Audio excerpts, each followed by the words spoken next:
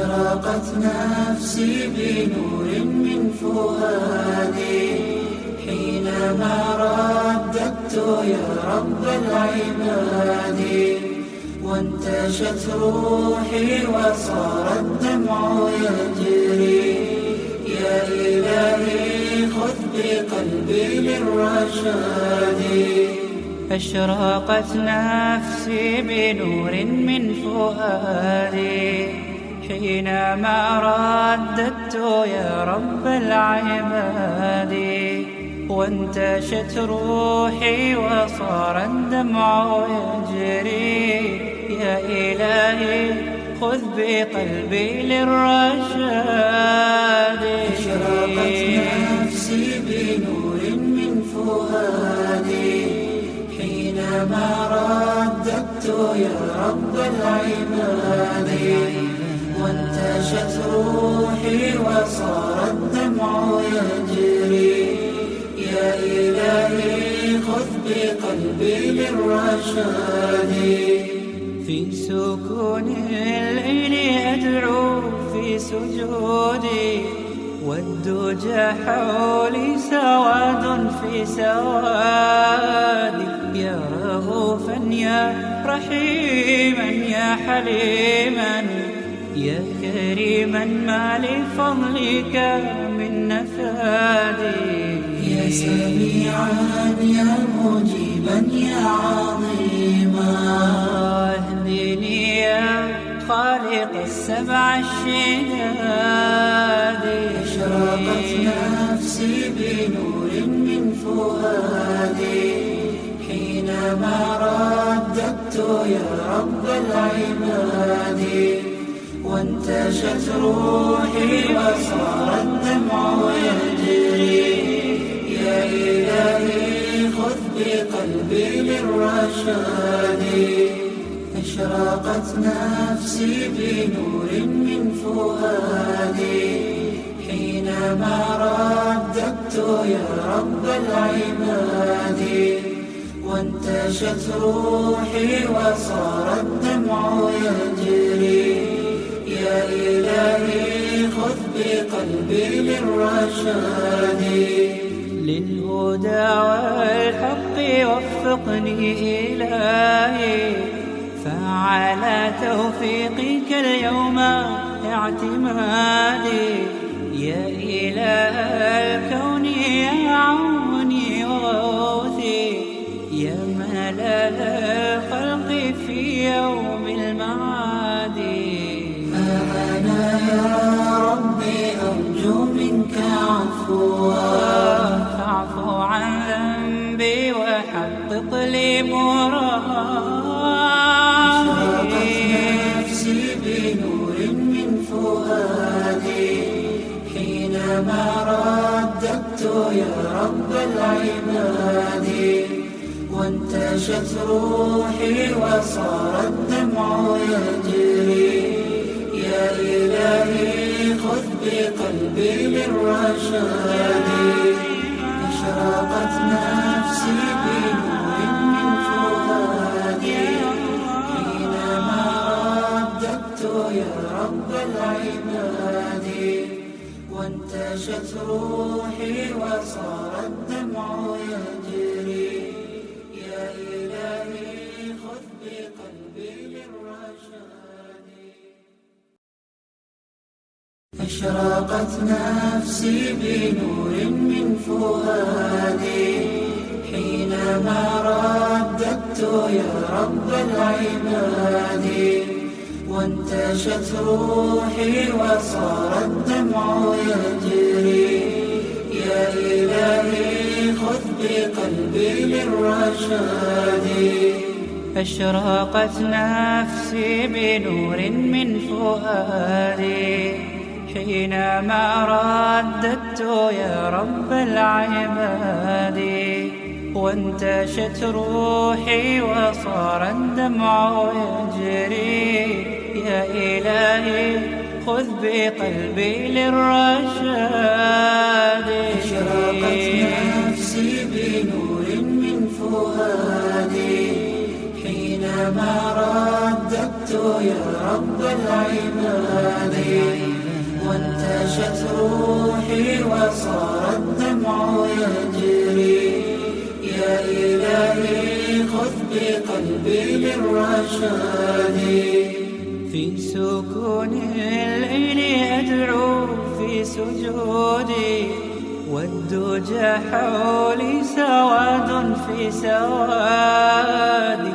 يا رؤوفا يا رحيما يا حليما يا كريما ما لفضلك من نفادي.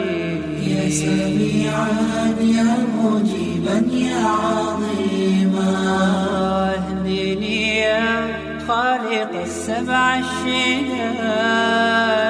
أشرقت نفسي بنور من فؤادي حينما رددت يا رب العباد. وانتشت روحي وصار الدمع يجري. يا إلهي خذ بقلبي للرشاد. أشرقت نفسي بنور من فؤادي حينما رددت يا رب العباد. وانتشت روحي وصار الدمع يجري. يا إلهي خذ بقلبي للرشاد. للهدى والحق وفقني إلهي، فعلى توفيقك اليوم اعتمادي. يا إله الكون يا عوني وغوثي، يا ملال الخلق في يوم المعاد. أنا يا ربي أرجو منك عفوا، فاعف عن ذنبي وحقق لي مرادي. نفسي بنور من فؤادي حينما رددت يا رب العباد. وانتشت روحي وصار الدمع يجري. يا إلهي خذ بقلبي للرشاد. أشرقت نفسي بنور من فؤادي حينما رددت يا رب العباد. وانتشت روحي وصار الدمع يجري.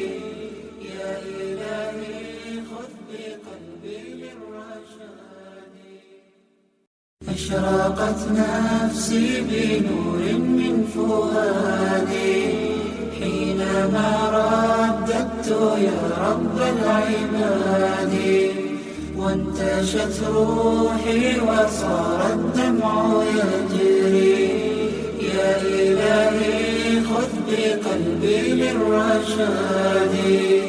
أشرقت نفسي بنور من فؤادي حينما رددت يا رب العباد. وانتشت روحي وصار الدمع يجري. يا إلهي خذ بقلبي للرشاد. أشرقت نفسي بنور من فؤادي حينما رددت يا رب العباد. وانتشت روحي وصار الدمع يجري. يا إلهي خذ بقلبي للرشاد. في سكون الليل أدعو في سجودي، والدجى حولي سواد في سوادي. يا رؤوفا يا رحيما يا حليما يا كريما ما لفضلك من نفادي. يا سميعا يا مجيبا يا عظيما، اهدني يا خالق السبع الشداد. أشرقت نفسي بنور من فؤادي حينما رددت يا رب العباد. وانتشت روحي وصار الدمع يجري يا إلهي خذ. Alhamdulillahirrabbilalamin. Wassalatu wassalamu ala asrafil anbiya'i wal mursalin Nabiina wa maulana Muhammadin wa ala alihi wa sahbihi ajma'in. Wabahas para ustaz-ustazah, keluarga besar Rawdatul Atfal Al-Ukhuwah dan Madrasah Salafiyah Ula Al-Ukhuwah yang dicintai oleh Allah Subhanahu wa taala. Mari kita memanjatkan syukur kepada Allah Ta'ala atas karunia yang diberikan pada pagi hari ini. Allah Ta'ala memudahkan kita sekalian untuk melakukan perjalanan hingga di tempat yang kita rencanakan, yaitu di destinasi atau tempat wisata air terjun Jumol di Karangpandan. Dan tentunya kita bersyukur kepada Allah SWT, perjalanan kita lancar, tidak ada halangan, ya. Dan kita sangat berharap semoga perlindungan Allah SWT tersebut terus kita dapatkan hingga akhir perjalanan kita ke tempat kita masing-masing, dan juga di dunia ini dan akhirat nanti. Para ustaz dan ustazah keluarga besar MSO dan juga RA Al-Ukhuwah yang dirahmati Allah SWT, kesempatan pagi hari ini sedikit kami sampaikan ya, bahwa kegiatan ini adalah program dari pesantren, program dari pondok yang diarahkan oleh bidang kepegawaian ya, agar setiap marhalah mengadakan kegiatan family gathering. Dan kita harapkan dengan kegiatan ini akan menjalin ya ukhuwah, dan yang kita maksud adalah ukhuwah imaniyah. Kemudian juga kita bisa menguatkan lagi kerjasama kita di dalam mendidik putra putri kita ya, amanah dari kaum muslimin yang ada di pondok pesantren ukhuwah, dan juga kerjasama untuk ya mendidik mereka ya. Maka ini menjadi moto kita ya, agar kita sembari melihat keindahan alam yang Allah SWT ciptakan, kita juga menguatkan kembali ya ukhuwah kita, menguatkan kembali peran kerjasama kita di dalam tarbiyah, di dalam pendidikan dan dakwah ini. Para ikhwah dan akhwat sekalian, para ustaz-ustazah yang dimuliakan oleh Allah SWT, tentunya kegiatan ini kami sebelumnya mohon maaf ya, tidak bisa istilahnya melengkapi apa yang seharusnya mungkin atau idealnya dilengkapi. Kita hanya bisa mungkin ya seperti yang sudah kita informasikan, ada kendaraan, kemudian ada tiket masuk, ada pun hal-hal lain itu ya kita nanti tunggu informasinya. Kemudian ada beberapa yang ingin kami sampaikan. Yang pertama kaitannya dengan kehadiran para ustaz-ustazah ini ya. Tidak semuanya bisa hadir, karena memang ada beberapa yang udzur. Kita memaklumi udzur dari para ikhwah tersebut, sehingga tidak bisa menghadiri kegiatan ini dan tidak mengurangi rasa bahagia kita. Ya, kita juga tetap ya berusaha untuk menikmati kegiatan ini dengan baik. Kemudian yang kedua kaitannya dengan keadaan yang ada di sekitar kita. Ya, kita masih di suasana pandemi COVID, jadi kita ingatkan untuk sama-sama memperhatikan protokol kesehatan, dan terlebih lagi ya dengan keselamatan dan perhatian penjagaan anak-anak kita yang menjadi kewajiban tanggung jawab kita bersama. Kemudian kaitannya dengan lingkungan yang kita masuk ini ya, sesuai dengan keadaan yang saya dapatkan, yaitu secara sinyal mungkin susah ya, secara sinyal ini di HP saya sinyalnya susah, mungkin di beberapa asosiasi juga sama. Maka mohon nanti kita akan menetapkan beberapa hal yang kaitannya titik kumpul dan ketetapan yang harus kita perhatikan. Yang pertama, untuk sholat ya, untuk sholat zuhur dan asar rencana kita akan jamak qashar ya di waktu zuhur, tempatnya di masjid sini ya, jam 12 sudah masuk ya. Nanti jam 12 insyaallah silakan para ummahat dulu bisa menunaikan ya di masjid. Kemudian nanti selanjutnya para ikhwah yang ngisi untuk menunaikan sholat zuhur dan asar. Kemudian nanti jam 15.30 ya, kalau tidak ada perubahan informasi yang kita tidak mengetahui, nanti rencana kita 15.30 kita sudah mulai kembali kumpul di tempat parkir ya, karena lokasi bis itu ada di bawah ya. Nanti kita akan langsir, kita akan antar sesuai dengan armada yang tadi dinaiki. Kemudian untuk ya keamanan, sekali lagi kami mengingatkan ya, karena kita tidak ada panitia khusus untuk memantau ya, maka yang menjadi pemantau adalah kita semua, yaitu orang tua ya. Kita saling memantau anak-anak kita. Kemudian kita juga saling bekerja sama, mungkin ada yang teledor atau apa, kita perlu ingatkan, kita beritahu. Kemudian juga kami harapkan yang sudah membawa perbekalan nanti ya bisa dijaga ya, dimanfaatkan ya. Dan dari panitia nggak tahu nanti jatah secara snack ya, paling ya ada jatah snack itu nanti akan kita bagikan selesai acara ini ya, pembukaan ini. Kemudian untuk para ikhwah yang putra-putrinya mungkin ingin main air atau berenang ya, nanti bisa dibantu, diawasi oleh ahlinya ya, dipantau agar aman. Dan kita lihat masih juga sedikit ya, perlu didampingi, perlu dipantau ya, sehingga kita berharap nanti tidak ada hal-hal yang tidak kita inginkan. Kemudian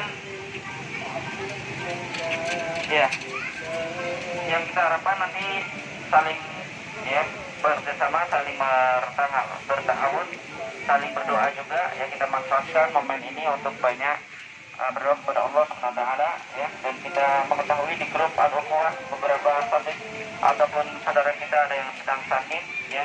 Alhamdulillah kita malah bisa sampai di sini dengan aman, dengan nyaman, insyaallah taala. Dan yang terakhir, kami selaku panitia meminta maaf ya atas segala kekurangan dalam koordinasi kegiatan ini ya. Hal-hal yang kaitannya dengan kekurangan-kekurangan ini semoga Allah SWT memberikan maaf, dan tentunya dengan tidak mengurangi rasa hormat pada para ustadz dan ustadzah, kami persilakan nanti bisa memanfaatkan momen ini untuk saling ta'aruf ya dengan keluarga besar RA dan MSU ya, mengikhwan dengan yang ikhwan, yang umahat juga dengan yang umahat. Mungkin masih ada yang belum kenal satu sama lain ya, jadi silahkan saling berkenalan, saling bersapa-sapaan ya. Begitu juga yang para ustadz juga demikian, mungkin belum saling kenal satu sama yang lain, untuk bisa saling mengenal ya. Mungkin Mas Rohman, antum sudah kenal Ustaz Sukamto? Sudah, alhamdulillah ya. Ya mungkin yang istrinya mengajar di MSU, kita tidak mengenal dengan suaminya, nanti bisa saling berkenalan. Dan tentu pada kesempatan ini ada di tengah kita Ustadzah Rada ya, warga Jumok ya, bersama keluarganya bisa hadir, alhamdulillah, jazakumullah khairan. Tentunya ini kelihatannya momen terakhir secara kelembagaan ya, karena tahun depan ya lokasinya jauh ya, tidak ada istilahnya keputusan untuk mengundurkan diri ya. Kita ucapkan banyak terima kasih kepada beliau Ustadzah Rada ya atas segala bantuannya, kerjasamanya yang luar biasa, dan dulu sudah merawat anak-anak asrama ya, kemudian membantu pembelajaran di kelas ya, masya Allah ya. Tapi karena memang ya lokasinya jauh, tidak mungkin pulang pergi Karangpandan ke Sukoharjo, untuk tahun ini memutuskan untuk belum bisa melanjutkan ya. Kami mewakili tim MSU mengucapkan terima kasih kepada keluarga Ustadzah Rada ya atas kerjasamanya yang baik. Dan tentunya ada juga Ustadzah Ira tidak bisa melanjutkan ya, kami informasikan sudah mengajukan pengunduran diri ya. Maka insyaallah taala ya, ini menjadi catatan amal kebaikan beliau-beliau ini, dan kita tetap akan terus meningkatkan komunikasi, kerjasama tidak terputus, walaupun kita mungkin sudah tidak ya istilahnya punya jadwal yang sama dengan sebelumnya. Mungkin demikian dari kami, kurang dan lebihnya mohon maaf, dan semoga Allah SWT senantiasa berikan penjagaan kepada kita semua dan kaum muslimin. Subhanallahumma wa bihamdika, asyhadu an la ilaha illa anta, astaghfiruka wa atubu ilaik. Assalamualaikum warahmatullahi wabarakatuh. أشرقت نفسي بنور من فؤادي حينما رددت يا رب العباد وانتشت روحي وصار الدمع يجري يا إلهي خذ بقلبي للرشاد أشرقت نفسي بنور من فؤادي حينما رددت يا رب العباد وانتشت روحي وصار الدمع يجري يا إلهي خذ بقلبي للرشاد أشرقت نفسي بنور من فؤادي حينما رددت يا رب العباد وانتشت روحي وصار الدمع يجري يا إلهي خذ بقلبي للرشاد في سكون الليل أدعو في سجودي والدجى حولي سواد في سوادي يا رؤوفا يا رحيما يا حليما يا كريما ما لفضلك من نفادي يا سميعا يا مجيبا يا عظيما اهدني يا خالق السبع الشداد أشرقت نفسي بنور من فؤادي حينما رددت يا رب العباد وانتشت روحي وصار الدمع يجري يا إلهي خذ بقلبي للرشاد أشرقت نفسي بنور من فؤادي حينما رددت يا رب العباد وانتشت روحي وصار الدمع يجري يا إلهي خذ بقلبي للرشاد للهدى والحق وفقني إلهي فعلى توفيقك اليوم اعتمادي يا إله الكون يا عوني وغوثي يا ملاذ الخلق في يوم المعاد أنا يا ربي أرجو منك عفوا فاعف عن ذنبي وحقق لي مرادي نفسي بنور من فؤادي هذا القرآن يوحدنا